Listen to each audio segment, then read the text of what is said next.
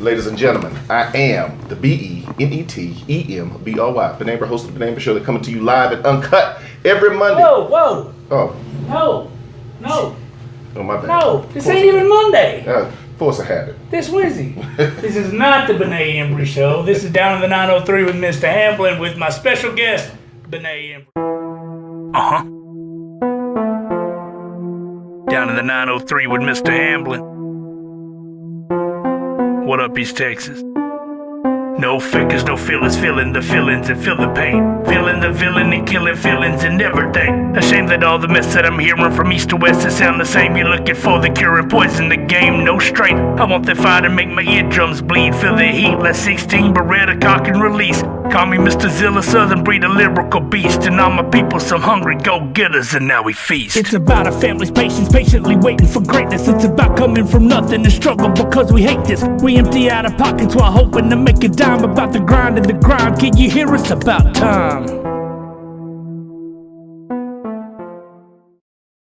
What's going on with the Brother, we have talked a million times on Facebook on and everyone on the phone. First First time getting to see you face to face. Yes. Man, Not only that, your music has been on my show, and we still get requests. We still get requests for a new joint from you, so I'm just waiting on that next track. Awesome. That is awesome. Actually, me and T Mash have one in the works that we're nailing off. Shout out to T. Yeah, T Mash, man, my homeboy, my partner with Flash Brothers Productions. Dig it. Man, I just nailed down a client yesterday, actually. Right on. So my next step is to get them as a sponsor for my show. Right on. So I'm not going to shout them out until that happens. That's too much like right. Wait for the check to cash. But anyway, so guys, this is the first episode of the show. I've got my lovely producer, my wife, Melissa over here. She's looking like, don't you dare try to put me in front of the camera. You haven't done my hair. But she's sitting over here, still looking pretty though. I mean, hey, Benet, I tell you, I got a pretty wife. It's good. It's okay. He does have a very pretty wife. Miss Embry. I didn't want. Yeah, he didn't look at her booty, nothing like that. That's I what want John to dive over here on me.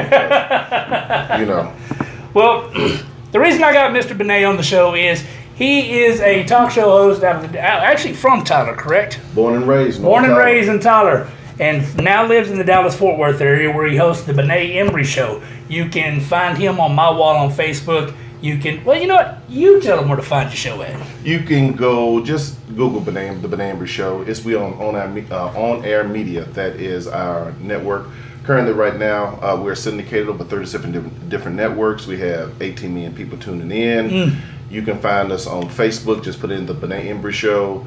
Follow, and we also broadcast live on YouTube, live stream. Just from 8 to 10, the Benet Embry Show needs to be your spot because we give you the dopest topics, we give you the more celebrity interviews, we have great sponsors and great show, great music, the whole nine.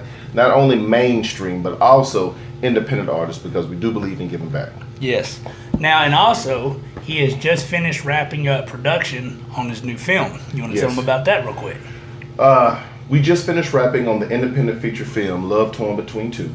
It is a film, basically, the main character, her name is Pam. Okay. And Pam, we follow Pam through the course of her life as she is dealing with, without giving too much away of the movie, she was separated from her parents when she was about 2. Okay. So she's torn between her foster parents and her biological parents. She's torn between this guy, she's torn between that guy, she's torn between this situation. So we follow her from age 14 all the way up to adulthood, and how she processes and how she thinks and things of that nature. So the whole overall purpose of the film, it deals with domestic violence, not only as the person being abused, but also how the abusees people, their family, their friends, how it affects them as well, and how it can send you into a state of depression, and how it's a drain and stuff, and how to build yourself back up without turning into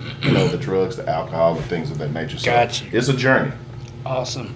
Well, guys, look. Yeah, y'all just heard from them where it's going to be on. Said Netflix is picking it up? Netflix is picking it up. Awesome. We hopefully have it out by November 2018, but I'm thinking maybe we should hold off to January 2019 just for the holidays, and we'll be in so much competition with mainstream movies and do everything out. I want to catch everybody when they broke. And they ain't got nothing to do but sit after they don't spend all the money. They have nothing else to do but to sit at home and watch movies. So we'll come up there. It wasn't a mistake. It was a setup. Yeah. But yeah, please go to Facebook. Love Time Between Two. Follow it. We'll keep you updated on interviews with myself and the cast cast members. We're going to put bios out. We're getting the press release ready. We are doing everything. Now the fun part was the production. Mm-hmm. The work is in the post-production. Right. You will see.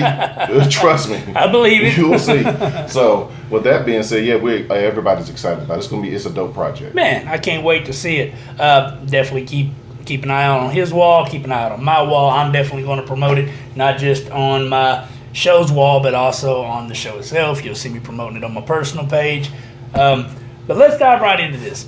The main reason now you're not necessarily involved in the music business. No. And for those of y'all who are not understanding what my show is about, its focus is on the hip-hop, R&B, rap scene in East Texas. Now, it's called down in the 903, but there's also the 936. There's other area codes involved. It's just in East Texas. That's what I'm focusing on. The company that the channel, the show, whatever you want to call it, that gave me this show, ETX Rocks, which I was a guest on here almost 2 years ago now. They do a lot of focusing on a lot of different music, but me and Boston Chris were talking, and the rap and hip hop that comes out of East Texas, is so talented, and so many people don't know about it. Exactly. That's why we always try to reach back. It is a whole plethora of talent in 903, not just Tyler, then Smith County, Grigg, all Chapel Hill, all East Texas, all of East Texas. I've had the honor of working with people like yourself, mm-hmm. or KD Flame, or LZ, people that are really actually into the music business, that actually want to put out a great product, that actually want to do things and actually use their talent to not only build themselves up, but build up the whole city. A big reason why I started the Benet Embry Show, when we first started, it was 3 people from Tyler. My co-host is from Tyler, James Kane, and at that time, Latricia Bagsby May. She is from Tyler, but she's no longer with the show. But my other co-host, Nikki Jackson, her family is from Longview, and I do that just for if an old country boy from North Tyler can come up here and start a show.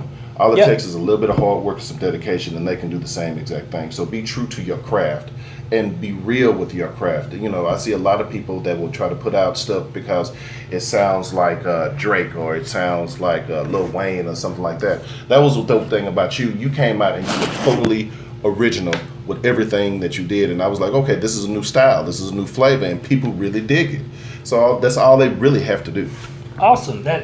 And I appreciate that. And for those of y'all who don't realize this, Benet's show is seen in over 250 countries by over 18 million people. Now, let that sink in, all right? My first video, the day I leave, I had to hurry up and get it on YouTube just so he could get it. Right. And it was probably about 10:30, 11 o'clock at night before I got it, and I messaged him. I said, okay, it's on. And then very next day, that was on a Sunday. The next day was a Monday. And he says, man, I'm going to put you on the show tonight. Awesome. Great. Well, then later on, I sent him another video, and that was the Did You Forget video. And here he comes back, I don't know, it's probably about a month after he played The Day I Leave for the first time. Right. And asked, he goes, man, do you mind if I put you back on? Well, I'm not going to say, don't play my music for 18 million people to see. Told him, of course. And then it was about 15 minutes later, he goes, no, man, I'm putting this one out there. And that's when Did You Forget came out, and Did You Forget, for the longest time, was the 4th most requested song on his show. It was. Now, matter of fact, I need your permission. I'm saying this on camera now. I would like your permission to use that song in my movie. Absolutely. Absolutely. Yeah, I would love to put that out there. Absolutely. We have KD Flame from 903. Right. We have you from 903, and there's a couple more artists. But we do have some traditional music, but I want to, again, specialize in East Texas music, East Texas people. You always got to give back to where you came from. Amen. I would be really, it bothers me that people go off, build their name up, and forget where they come from. I completely agree with And you. so, so if we'll talk off air and get everything situated, man. I am okay with that. Y'all heard it here first. Right here. Myzta Hamblen's fixing to have some music for the first time ever in a movie, and now I'm pretty excited about that. I surprised him, ladies and gentlemen. He trying to be cool. I'm trying to be cool. I'm like, damn, what all was I going to ask this man? I mean, he totally got me into part of my segment that's coming later called, wait, what? That comes later on. So, and again, that's why you're a guest on my show. That's why you're the first guest on my show, because you gave me, let's just, for lack of a better way to put it, my first shot at major exposure. Oh. Now, I've been doing music literally, oh Lord, for 39 years. First time I got on stage, I was 3. Right. All right, this is no lie, no exaggeration. Wow. A lot of old school cats that remember this place called The Rendezvous in Gladewater can tell you. I was 3 on stage with my dad. Matter of fact, I remember the year. I was 3 on stage with my dad singing Jack Daniels, If You Please, The Devil Went Down to Georgia, and Take This Job and Shove It. Right on. At 3. So, after of all the stuff that I've done, and I mean, don't get me wrong, I don't do the music just to make everybody happy or be popular about it. I do it because I love it. Right. But for all the exposure I have, you actually gave me my first huge deal of exposure where, I mean, hey, 18 million people. And out of those 18 million, I get requests for my videos. Right. That's awesome to me. And that's why you're here, because of the push that I've seen you give, not just East Texas artists, but other underground artists as well. I appreciate that, brother.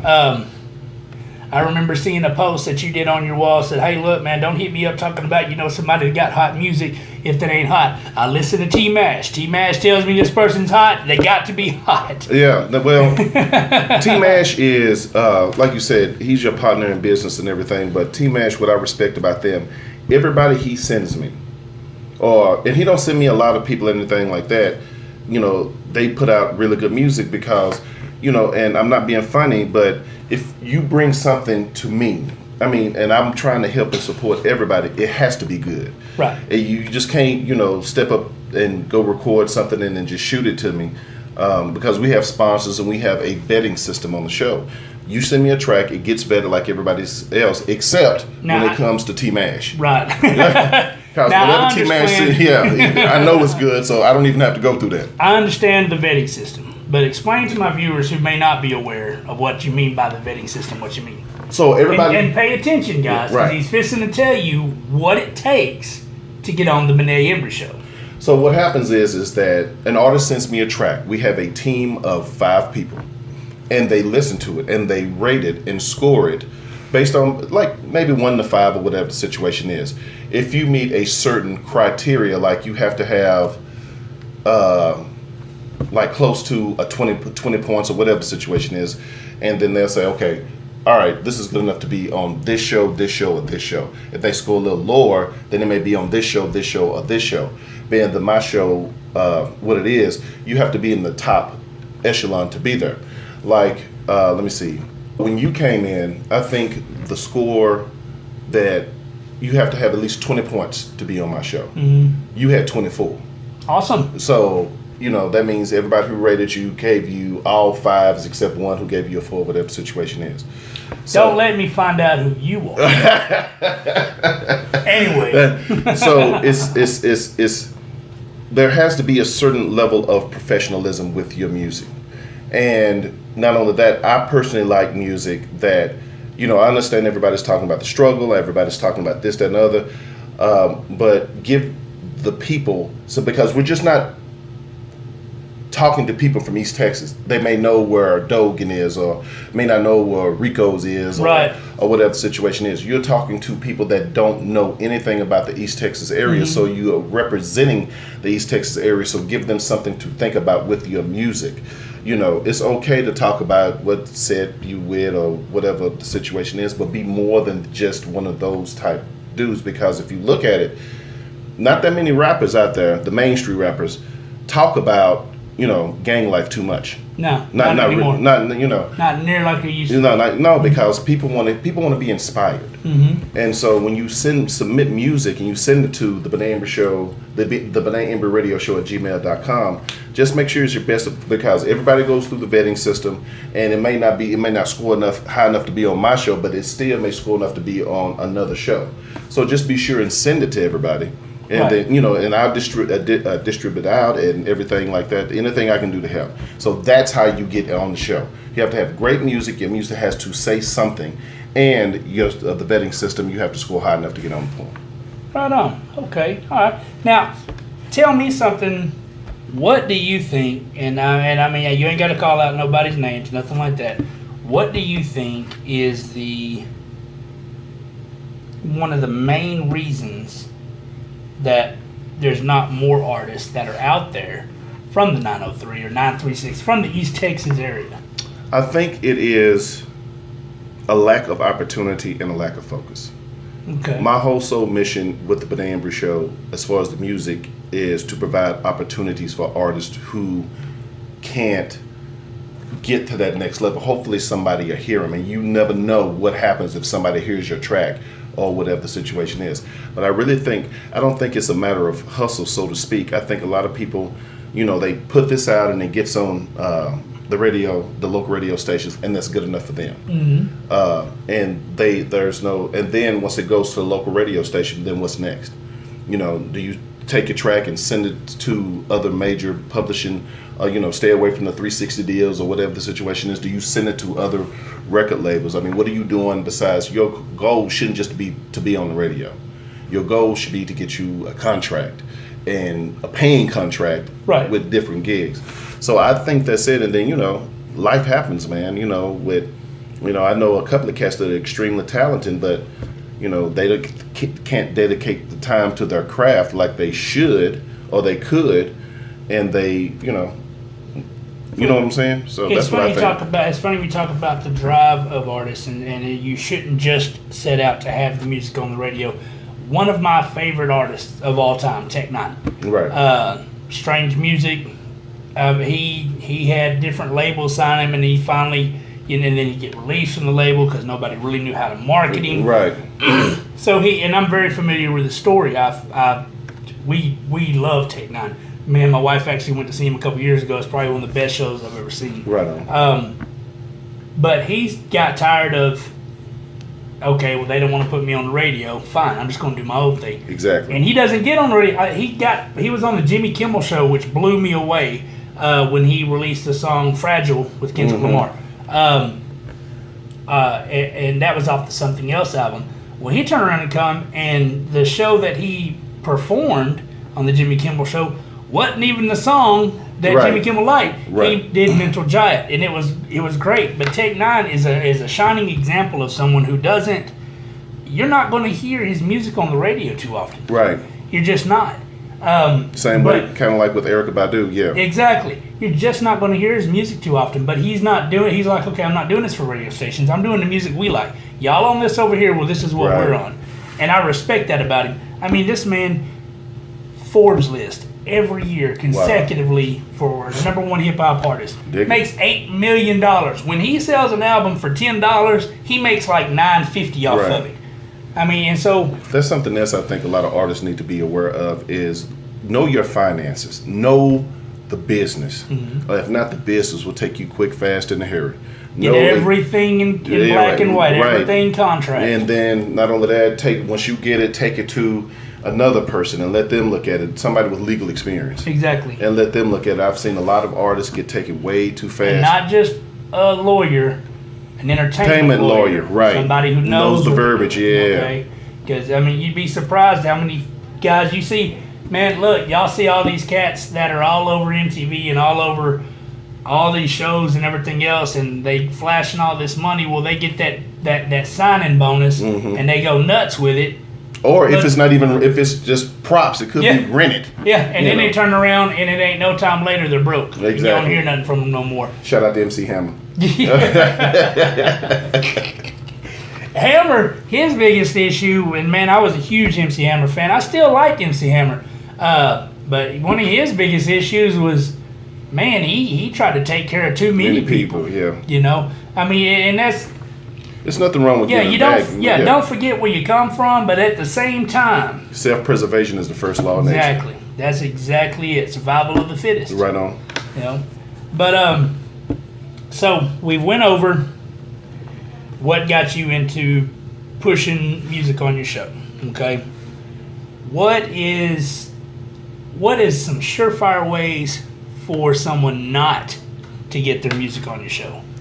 I mean, first and foremost, being, of course, not taking the chance and sending it. Right. If you don't send it, I guarantee you ain't got a chance in the world of getting it played. I guess with me, I'm such a less drama-esque type person. People try to bogart their way on my show. They will send me, like, email me and don't let the process go through. They will call me like 6 times a day. I just get frustrated and be like, yeah, it didn't make it. Try again. Right. Or whatever the situation is. So give time for you to check everything out. Because you get some. I know you get a lot of submissions. If you send me, it's gonna take at least 2 weeks for everything, because we actually do some type of not background check, but just to make sure that you ain't on Facebook talking about Hitler and shit like that. You know what I'm saying? Oh, can I curse? This is a parental advisory. I mean, yeah. That's okay. I'll put the parental advisory. No, we do try to keep it. You know, we can go PG-13, but let's keep it out of the R-rated category. Yeah, we just don't. We have to. We do look at social media to see how many people that you have and make sure that you are not. Because I'm controversial, but somebody that's not all the way overboard. With neo-Nazi stickers on there, or you saying deaf to white people or something like that all on your page. We do have, because we are a brand, and we have to make sure that everything is okay. But other than that, other than just really rushing me, because I really want to help people, to do certain things. So yeah, I think that's pretty much it, and not having anything to say. If you just get on there, like I shouldn't say this, but I am. I really hate the music of the people call mumble rappers now. Oh Lord, yeah. Yeah, I mean, what's your message? And I'm used to Tupac, that actually has something to say. Yeah. Lil Wayne has something to say. Notorious B.I.G. Eminem, especially Eminem. Yeah. I mean, true lyricist. And so, having a nice beat and just change, delete. Okay, I understand. Yeah. To me, I feel like this mumble rap that's out there is. I'm not going to knock these guys. I mean, there's so many people that like this music, and that's what they like. That's great. Each to their own. Personally, I don't feel like it's rap music. I feel like they've come up with their own genre. Right. And my hat's off to them for it. I'm not gonna bump it. I'm sorry. It's just not my thing. Yeah, ladies and gentlemen, I'm gonna bump it. I mean, I'm not saying I will never play some, but if I have a choice, I'm gonna stay away from that, because right. Well, that's what I'm saying. When I say I'm not gonna bump it, I mean I'm not gonna bump it in my speakers. That's right. It's just not gonna get into play. This is the whole thing. Rap is an acronym for rhythm and poetry. Mm-hmm. That's what rap is. That's what it stands for. And so when I think of poetry, I think of the communicative factors that's inside of the poetic nature of the verse itself. Gotcha. When you say something, although you may say it a different way or a witty way or whatever the situation is, as long as it conveys a reasonable thought. I mean, you understand what I'm saying? Yes. And those are the songs that we remember the most. Look at Dear Mama or what's the song with Eminem, man? The one when he was talking about suicide. You know what I'm talking about, when he was writing a letter to himself? Oh, Stan. Things like that that actually can affect society and culture in a way for the benefit of all humanity. One of my favorite ones out right now is by Logic, the 1-800 song. Right on. I mean, that's one of my favorite. My son Caleb, I listened to him sing, goes, said, I don't want to be alive. I don't want to be alive. Whoa. Yeah. I don't hear you saying that, but I hadn't heard the song yet. Right. So it was probably about 2 months later that I actually listened to the song to listen to what the guy had to say. Because Caleb kept telling me it's not what it sounds like. I'm like, you just said you don't want to be alive. That's enough for me. But I didn't want to speak out of turn, so I listened to the song. And when I listened to the whole thing, I mean, I was moved almost to tears. Matter of fact, Netflix had a deal come out not too long ago, and it's got different rap artists talking about experience. Like, and Logic was the first one on there. Right on. And I can't remember the name of the show, but Logic's was the first one. I think T.I. was on it. T.I., Nas. Yeah, it's like Rap Nation or Rap Culture or something like that. Like that. Rapture or something. I think that's what it is, Rapture. But, and I mean, listen to this young man's story, and it just floored me. Right. And so, again, like you're talking about, what they saying's got to stand out. And that song, that song alone, just really, it turned me into a Logic fan. I got a question for you. Yes, sir. Mos Def, Eminem, or Bubba Sparks. Okay. Because I think people sleep on Bubba Sparks. Yeah. If you had to do a track with any one of those three, which one you going with? Man, that's a tough one. Because I know Mos Def is more on the political side, but he does have some bangers. I know Tupac is right there, but like I said, I've listened to a lot of Bubba Sparks, and he actually, I was like, okay, I know the big hit he got, but his music was actually really, really good. I like Bubba Sparks. Right. I love the song "Ugly." I love the song the one he did with Yin Yang Twins. Yes. Miss New Booty. Right. I mean, I love Bubba Sparks. Shout out to Booty. To answer your question though, man, it's a tough one. Don't get me wrong, I like Bubba Sparks. And I am a huge Eminem fan. Right on. But to be honest, I would absolutely love the opportunity to do a track with Mos Def. Right on. And I mean, it's just his wordplay, and he is just so out there. It's just, now, Eminem, in my opinion, is absolutely the hottest lyricist ever. Yeah. Period. Ever. Hands down. Even now, I just listened to the remix of Chloroseptic the other day off of his new album. A lot of people are giving him flack behind it, but if you think about it, if he was still rapping as Slim Shady, everybody would be like, oh, you need to grow up your show for that. Right. But now he's rapping different, they're like, oh, you need to go back to Slim Shady. But you got to evolve as an artist, man. Right. You know what I'm saying? So the man can't win for losing, so he's doing what he wants to do. And he actually said at Chloroseptic, he said, I cut my fan base in half and I still outsold you.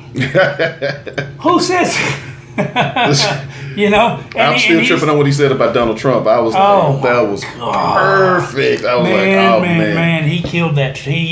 That blew me away. I was sitting there jaw dropped like, wow. Oh. Yeah. But Eminem, don't get me wrong, but Mos Def. Yeah. Oh, I remember probably the most excited I ever got in my life about Mos Def.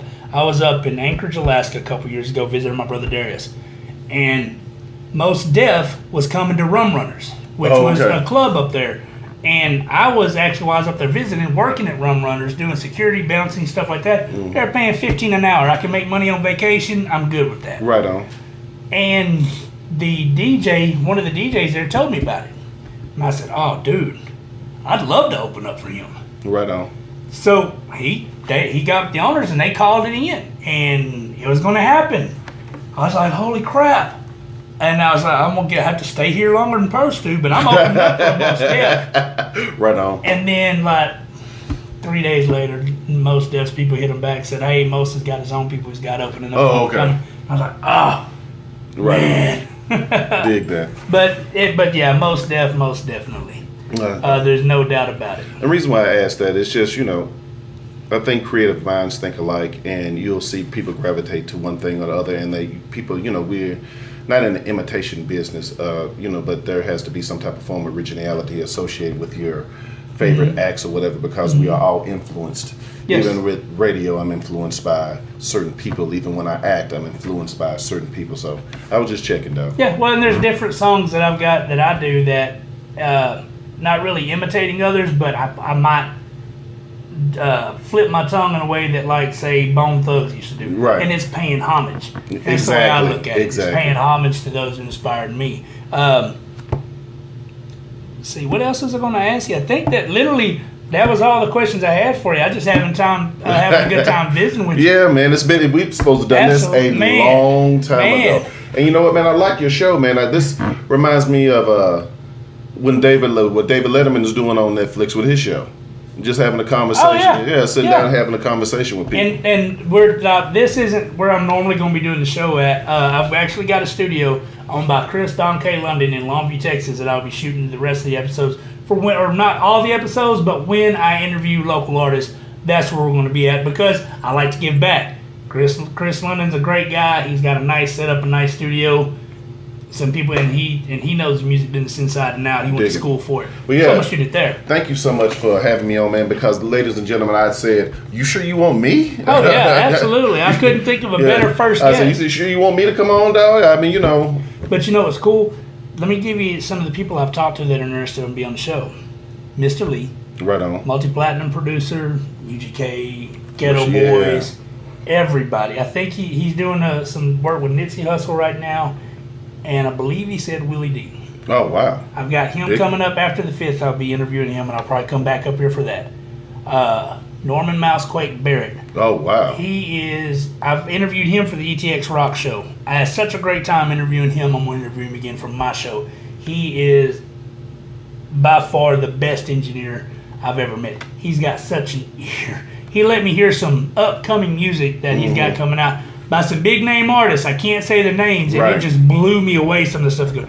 And he also does some work with Shoes McGee, who's another East Texas artist who does awesome work. Toe Down. Remember him from Wow. song Dirty South South, and what it's yeah. about. Me and him have actually, that's my homeboy. Shout out to Toe Down. Right He's on. not as involved in music anymore except for like doing production. He's actually dabbled into real estate. But this guy, I mean, his very first record deal, $1 million contract. Can't Yeah. knock that. Yeah. But I got him coming up. I'm working on others. Plus, my first artist I'm interviewing is from Longview, Texas. J Money Guapo. We had the ETX I've heard Fast that. Bash. Yeah, I've heard that name before. Yeah, we had the ETX Fast Bash here a couple weeks ago, and it ended up being a contest of local artists. Whoever put on the best show won a grand prize of $500. Right on. He won it. His energy was off the hook, and I'll have video clippings coming from when I do him. Right on. Because I shot that whole concert. But he won it, and he's earned the right to be my first artist that I record Right or on. that Dig I interview. Excuse me. But yeah, so I'm really excited about this. Again, thank you for being on the show. We're Man. not done yet. Okay, cool. We're coming to a segment on the show that the ETX Rock Show calls "What the Heck." Right. Well, I call it "Wait, what?" I already gave him one, ladies and And gentlemen. Now you want another one. yeah, he got me a wait, what? But I'm just going to ask you a couple of questions. All right. Okay, and I just Cool. want to get your opinion. Okay. First, how annoying do you find baby pictures on social media? Not as annoying as I used to, because I post about my son all the time. So That's why I had to ask. Every other one I see you post is like me with my daughter. Yeah, me and my daughter, me and my son. Yeah. Here's another one. What's another word for thesaurus? Thesaurus. Shit. I mean, See why the show's called. This Yeah. part's called. Wait, what? what's another word for thesaurus? Is there another word for thesaurus? I know I it's just in the backward dictionary. I don't know. Now, here's one that's puzzling me. Where'd it go? I just seen it. I thought it was hilarious. I had to ask you this one. Why is the alphabet in the order it's in? Is it because of the song? No. I actually know this answer because I'm a nerd. It is derivative from the ancient markings in caves where the symbols were like certain letters. So they took the least to the most complex. So that's why the alphabet is the way it is. It is certain markings in caves, and they were building a language from that particular point. Check out the big brain on Benet Embry, folks. I watch a lot of documentaries, ladies and gentlemen. It's not that, yeah. All right. Now this is a serious one. All right. You're alive in the 1920s, Right. and you run into a time traveler with an iPhone 7 and Miley Cyrus ringtone. How do you react when hearing it? I choke the shit out of him. Miley Cyrus? That's I mean, out of all the artists, you can bring it to the 20s. You just gonna bring Miley Cyrus? You gonna skip over everybody else? Yeah. Oh, maybe that's not, great. Yeah, maybe not. Just asphyxiate him from a second. Like, you could have brought me something better than this dude. My producer, my wife's over here, about to fall out. If she starts snorting, I'm telling you, I'm gonna turn the camera towards her. She's just gonna have to get mad. All right, last question. All right. And this is actually one of my favorite ones. I asked Norman Mousequake Barrett this one. His answer was so logical. I gotta ask different people this one. Who would you rather have make you a sandwich? Mm-hmm. Halle Berry or Diana Ross? Both of them crazy. See, Halle run over people. Diana, let's see. But Diana kind of, she bougie. She wouldn't put, I like him, and she'd probably put Miracle Whip on there. Let's see. Halle might put something in it, though. Let me see. But she did play a waitress in Babs. Yes, she did. And then, Diana, she played the hair running addict. So I guess I would have to go with, I'd take my chances with Halle.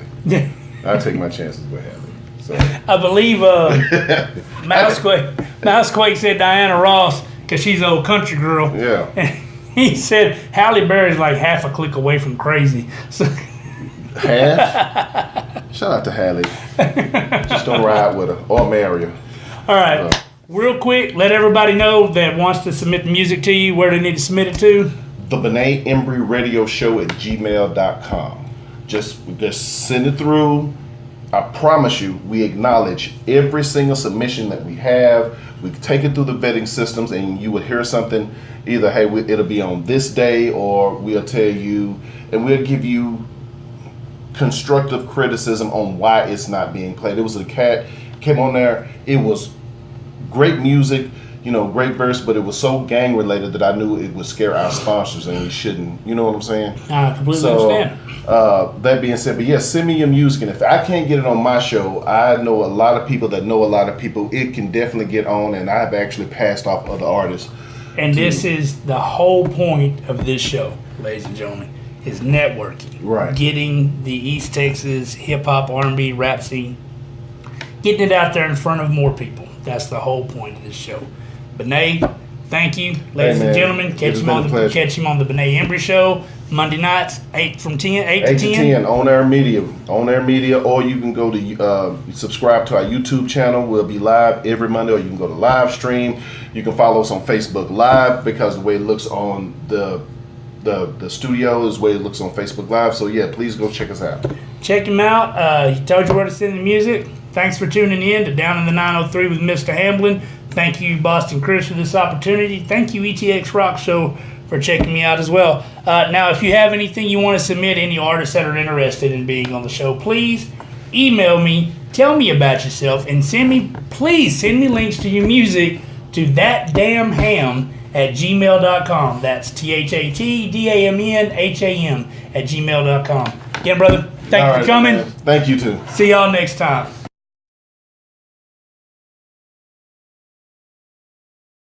From the unknown to the stars, from the couch to the car, from the unheralded and the unheard, to the legends and beyond, it's where we all belong. Yes, this is where it all starts. From every genre, from every plane, this is where the music's played. So tune right in, won't you bring a friend? This is where it all begins. Welcome to the show.